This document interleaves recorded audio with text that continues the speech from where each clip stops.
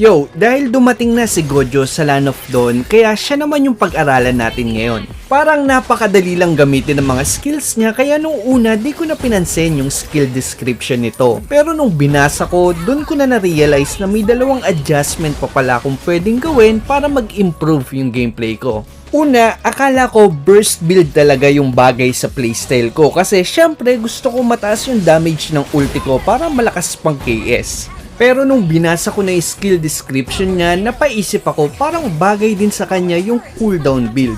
Kasi tignan nyo naman yung cooldown ng ulti ko.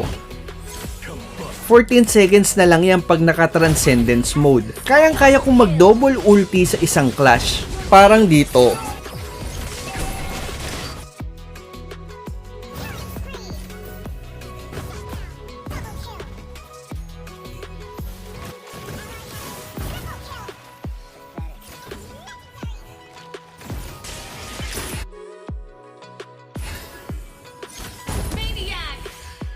Alam ko yung iniisip mo, matulin nga yung cooldown pero baka wala namang damage. Yan din yung inisip ko nung una pero dahil sa passive mo, mataas pa rin yung naging damage nito. Parang dito, tignan nyo.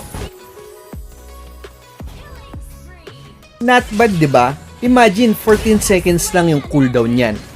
Yung pangalawa naman, connected na siya sa combo niya pero para mas ma-appreciate nyo at saka mas maintindihan nyo tulad ko, paspasan muna natin yung skill mechanics ni Xavier. Unahin na natin yung isa sa mga dahilan kung bakit nagka-interest ka kay Xavier.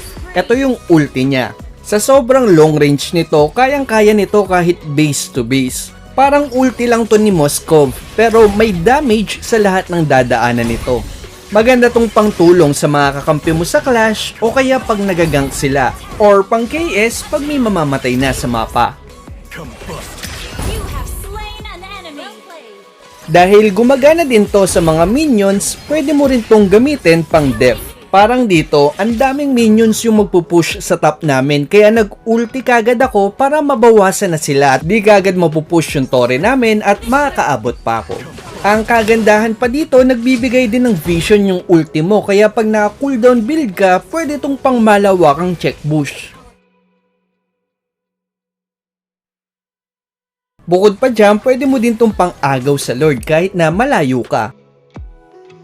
Para naman tumaas yung chance nyo na mga KS makatulong sa clash, ito yung mga tips ko. Una, gamitin mo yung indicator sa map.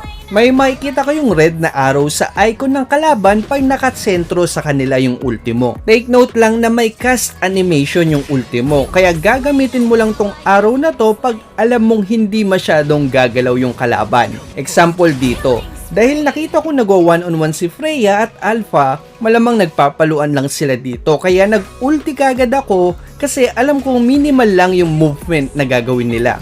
Dito naman, nakita ko nagde-def si Leslie, kaya nung nakita ko yung red indicator, nirelease ko kagad yung ulti ko. Kasi basic attack lang naman yung gagawin ni Leslie para makapag-def siya. Pag nakita mo naman na tumatakbo yung kalaban, wag mo nang gamitin yung indicator. Dito mo na i-advance yung ulti mo. Parang dito.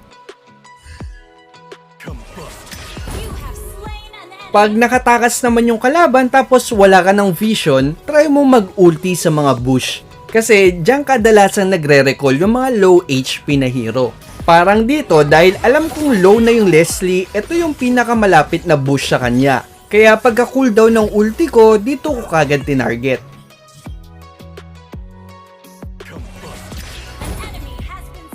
Dito din tignan nyo, nag-dash palayo yung Beatrix kaya di na siya abot ng range ng skill 1 ko. Hindi pa cooldown yung ulti ko pero nakikita ko pa rin yung life indicator niya kasi hindi pa ako nag-change ng target. Napuna ko na mabagal yung regen nito, ibig sabihin hindi pa siya nakakauwi ng base. Kaya gumilid ako para makapag-ulti ako sa bush at dahil sagad naman yung range nito, dinamay ko na din yung entry point ng base nila para kung iisipin niya mang maglakad. Importante talagang lagi kayo nakatingin sa mapa pag gamit nyo si Xavier para ma-predict nyo yung movement ng kalaban, parang dito. Nakita ko na low yung buhay ng Ling sa bot at syempre dahil Ling yan, alaga niya yung purple niya. Kaya pagkabuhay ko, nag-ulti kagad ako sa purple ng kalaban. At nandun nga si Ling. Isa to sa mga kagandahan ng cooldown build. Pwede kang mag-ulti na mag-ulti kasi matulin lang naman yung cooldown ng ulti mo. Bukod sa pagiging KS machine, na-activate din ng ulti mo yung Transcendence Mode. Importanteng tandaan nyo to. Mamaya papaluwanag ko kung para saan yan.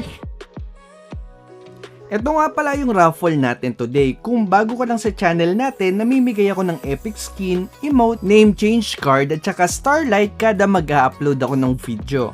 Ang kailangan nyo lang gawin ay mag-subscribe, i-like tong video to at mag-share ka ng tips or experience mo na connected sa topic natin. Para to sa mga subscriber natin na nag-uumpisa pa lang at gusto pang matuto. Lahat ng comments dito ira-raffle ko sa susunod na video. Ito na muna yung raffle natin ngayon.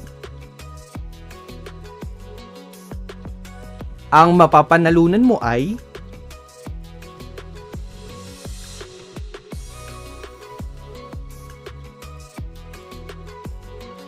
PM mo lang yung Facebook page natin para sa premyo mo. Good luck sa susunod na raffle. Lipat na tayo sa skill 1 mo. Ito yung magiging main damage mo. Matulin naman yung cast animation niya kaya madali lang siyang i-target at take note na na-extend yung range nito hanggang 5 beses pag tumama siya sa any target or sa skill 2 mo. Kaya sa laning phase, pwede mo tong ipangharas sa kalane mo. Papatagusin mo lang yung skill 1 mo sa mga minions. May bigay vision din to pag tumama sa kalaban. Pagdating naman sa clash, kailangan nyo masigurado na lagi nyo tong mapapatama sa kalaban. Mamaya maiintindihan nyo kung bakit.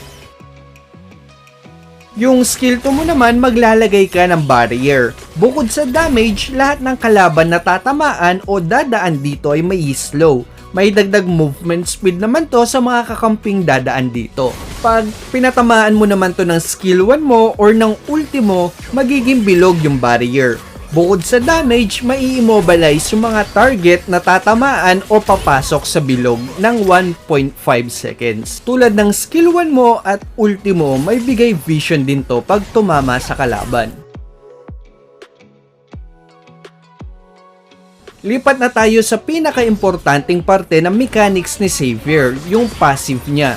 Kada tumatama yung skills mo sa enemy hero, makakuha ka ng stacks.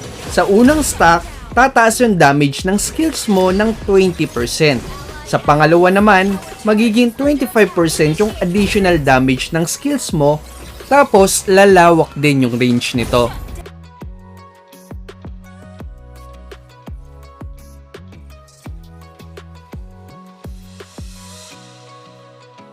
Sa pangatlong stack, magiging 30% yung additional damage ng skills mo.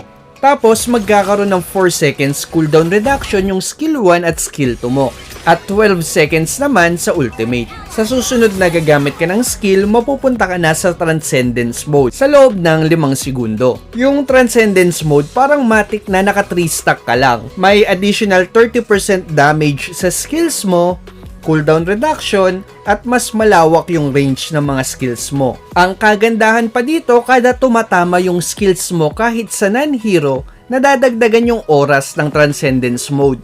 Ito yung dahilan kung bakit ko naisip na bagay kay Xavier yung Enchanted Talisman.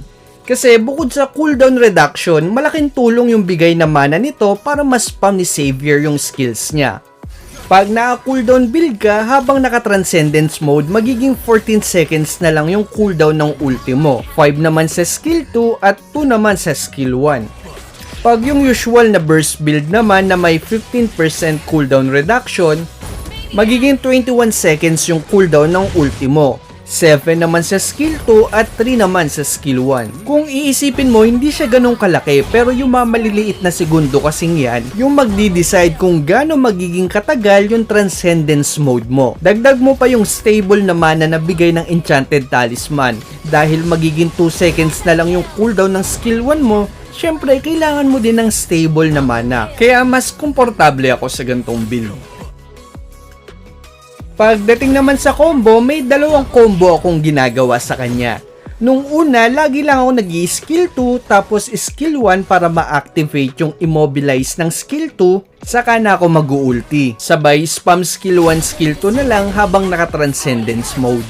Pero nung nabasa ko na automatic palang nagtra-transcendence mode pag nag-ulti ka, ang ginagawa ko na ay nag-ulti kagad ako para makapasok sa transcendence mode, sa ako na ini-spam yung skill 1 at skill 2 ko para mas masakit din pang poke. Sabay ulti na lang ulit pagka cooldown. Sa spell, syempre flicker para sa mobility if in case na ma-out of position ka. Tapos, magic worship naman pagdating sa emblem kasi napakadaling i-trigger nito lalo na 2 seconds lang yung cooldown ng skill 1 mo.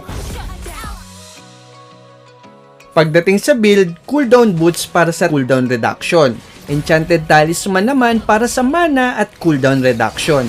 Tapos nagla-lightning truncheon ako para sa additional burst at para maging 40% na yung cooldown reduction mo. Yung kulang na 5%, makukuha mo na yun sa emblem. Pagtapos niyan, depende na sa sitwasyon. Pwede kang mag Holy Crystal para sa magic damage boost, Genius 1 at Divine Glaive para sa penetration, Durance kung masustain yung kalaban, o kaya naman kung lagi kang napipitas, pwede kang mag Winter Truncheon o kaya Blood Wings. Yun na lang muna sa ngayon. Salamat sa panonood.